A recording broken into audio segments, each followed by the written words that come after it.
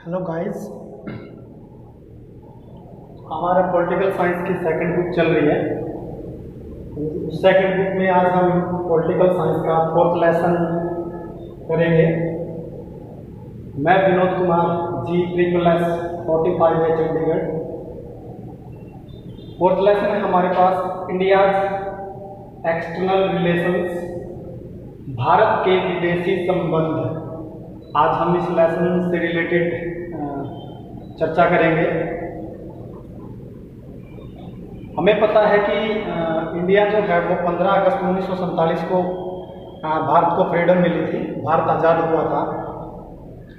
उसके बाद इंडिया ने दो युद्ध लड़े, एक 1962 में और एक 1965 में।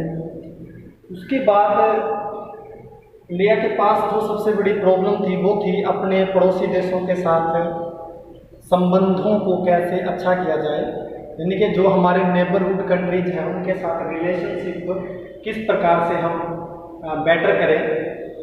क्योंकि पाकिस्तान और चाइना दोनों के साथ ही भारत के युद्ध हो चुके थे, तो मोस्टली जो हमारे चैप्टर में है चाइना और पाकिस्तान के बारे में ही दिया हुआ है। वैसे तो इंडिया की बात करें तो इंडिया की नेबरहुड कंट्रीज और भी हैं, लेकिन विषय जो हमारा रहेगा वो चाइना और पाकिस्तान के बारे में ज़्यादा रहेगा।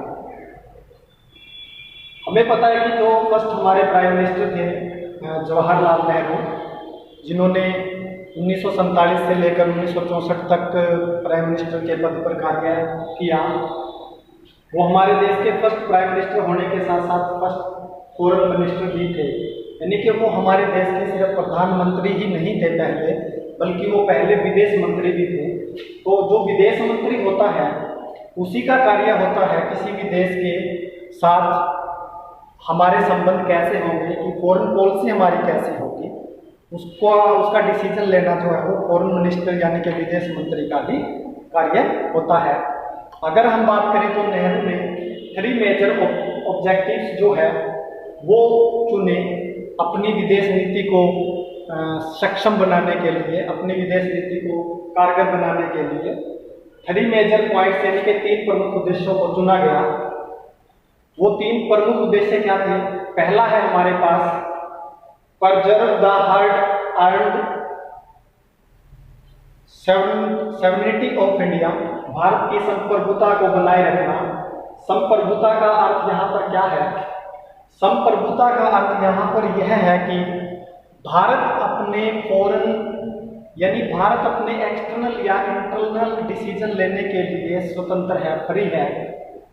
उस पर किसी बाहरी देश का या किसी बाहरी शक्ति का कोई भी कंट्रोल नहीं है। भारत अपने, चाहे वो भारत ने अपने अंदरूनी मामलों के लिए निर्णय लेने हैं या भारत विदेशी मामलों के लिए निर्णय लेना चाहता है, तो उसके लिए भारत स्वतंत्र है।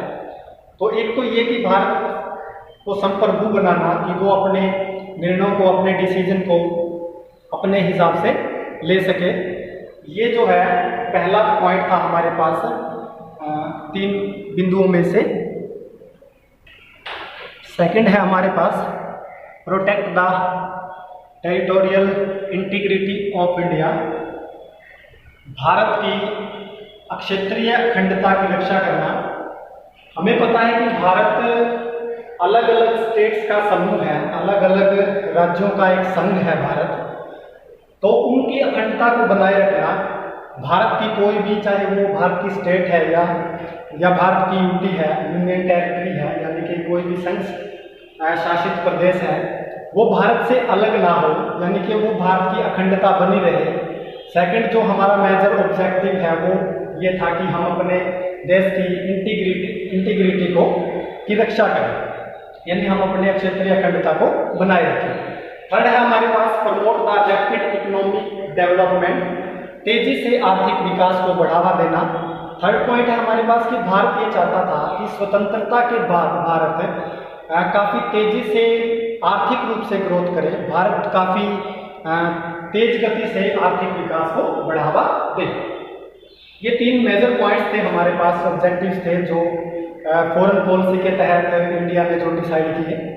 अगर हम बात करें, एक leaders and political parties wanted India to follow US foreign policy, कुछ भारतीय नेता और राजनीतिक दलों का ये मानना था कि भारत जो है वो अमेरिका की विदेश नीति का अनुसरण करे। हमें पता है कि जो अमेरिका है वो पूंजीवादी अर्थव्यवस्था को बढ़ावा देने वाला देश था, यानी कि वो कैपिटलिज्म को मानता था। हमें पता है दो प्रकार की विचारधाराएं थी, एक कैपिटलिज्म और एक सोशलिज्म। यानी कि अमेरिका जो है यूएसआर जो है यूएसएसआर वो जो है वो पूंजीवादी अर्थव्यवस्था को बढ़ावा देता था। तो हमारे कुछ नेता और हमारे कुछ पॉलिटिकल पार्टीज ने जो है ये डिसाइड किया कि भारत भी पूंजीवादी अर्थव्यवस्था को अपनाए, लेकिन भारत ने पूंजीवादी अर्थव्यवस्था को नहीं अपनाया, बल्कि भारत ने मिश्रित अर्थव्यवस्था को अपनाया।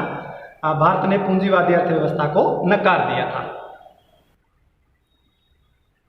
नेहरू ने डिसाइड किया कि Nehru wished to achieve the objectives by name non alliance movement था हमारे पास, यानी कि नेहरू ने ये कहा कि हम गुटनिरपेक्षता की नीति को अपनाएंगे, यानी कि गुटनिरपेक्षता की नीति को अपनाया गया नेहरू के द्वारा।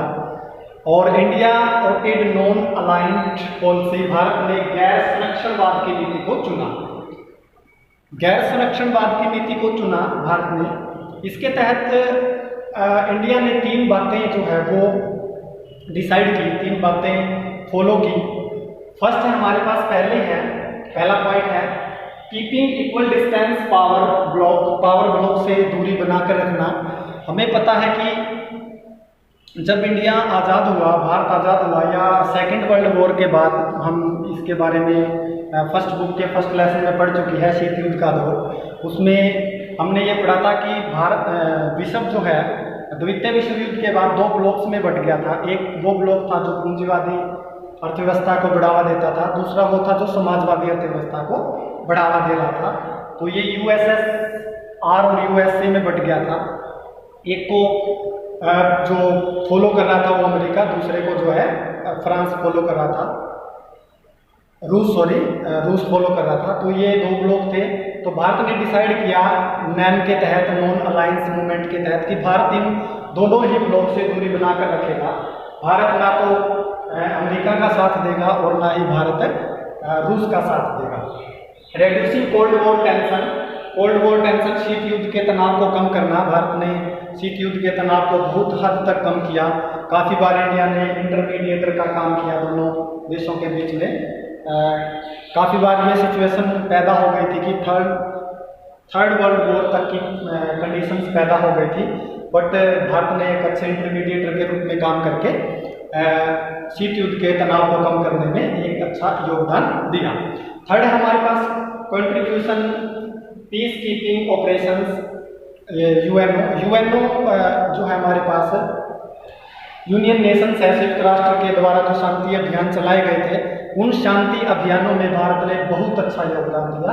चाहे वो किसी भी प्रकार के शांति संबंधित योगदान अभियान है, उन सभी अभियानों में भारत ने अच्छे ढंग से जो है अपना योगदान दिया था। अब हम बात करेंगे नेम की। नेम यानी कि गुटनिरपेक्षता। गुटनिरपेक्षता की नीति ने भारत की फॉरेन पॉलिसीज में क्या योगदान दिया, उसको जानने से पहले आइए हम इसकी थोड़ी ब्रीफ इंट्रोडक्शन ले लेते हैं नेम की। नेम की स्थापना वैसे 1961 में हुई थी, सितंबर 1961 में, बट जो इसका पहला सम्मेलन हुआ था वो वांडूप में 1955 के अंदर हुआ था, जिसमें इंडोनेशिया के अंदर। इसमें टोटल 29 कंट्रीज ने पार्टिसिपेट किया था।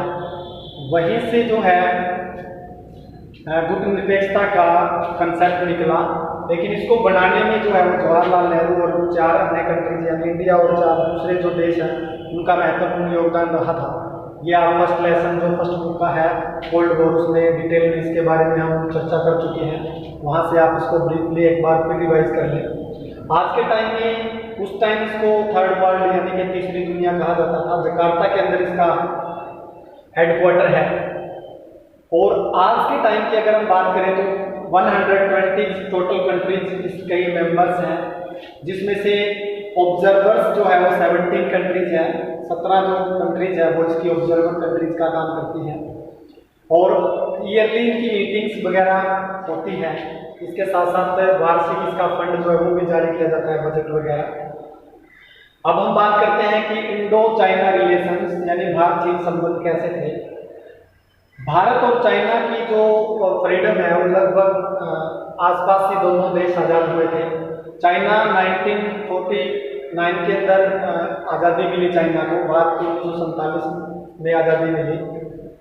और अगर हम बात करें तो जो चाइनीज रेवोल्यूशन हुई थी, चीनी क्रांति के बाद इस देश के अंदर कम्युनिस्ट सरकार स्थापित हो गई थी। भारत में भी अगर हम बात करें तो भारत में भी कम्युनिस्ट पार्टीज हैं, CPM CPI, जिसकी हम चर्चा कर चुके हैं सेकंड इलेक्शन के अंदर। अब भारत और चाइना के संबंध स्टार्टिंग के अंदर काफ़ी अच्छे थे। अगर हम बात करें तो स्ट्रांगली फॉर चाइना, चीन के साथ भारत के दृढ़ संबंध थे। उस टाइम जब भारत आज़ाद हुआ, यानी कि प्रारंभिक समय में भारत और चाइना के संबंध काफ़ी अच्छे थे। भारत और चाइना के अंदर जो है कोई भी इंडो चाइना बॉर्डर के ऊपर किसी प्रकार की आर्मी जो है वो पोस्टेड नहीं थी, यानी कि चीन और भारत की सीमा पर सेना नहीं थी। लेकिन अगर हम बात करें सरदार वल्लभ भाई पटेल और सम अदर लीडर्स, कुछ अन्य जो मंत्री थे, वोरिड थे चाइनीज एग्रीगेशन, क्योंकि चाइना की शुरू से ही विस्तारवाद की नीति रही है। तो हमारे जो ये लीडर थे ये इस बात का उन्हें डर था कि चीन जो है विस्तारवाद की नीति को अपनाते हुए भविष्य में भारत पर आक्रमण कर सकता है, भारत पर आक्रमण किया जा सकता है। और ये 1962 में हमें देखने को मिला कि चाइना ने भारत पर आक्रमण किया।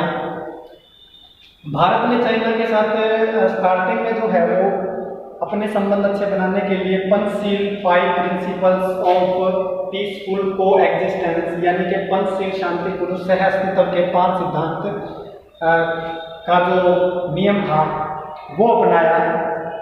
इस पर 29 अप्रैल 1945 के अंदर जो है भारत और चाइना दोनों के प्रधानमंत्री जो थे, प्राइम मिनिस्टर्स थे, उन्होंने सिग्नेचर्स किए।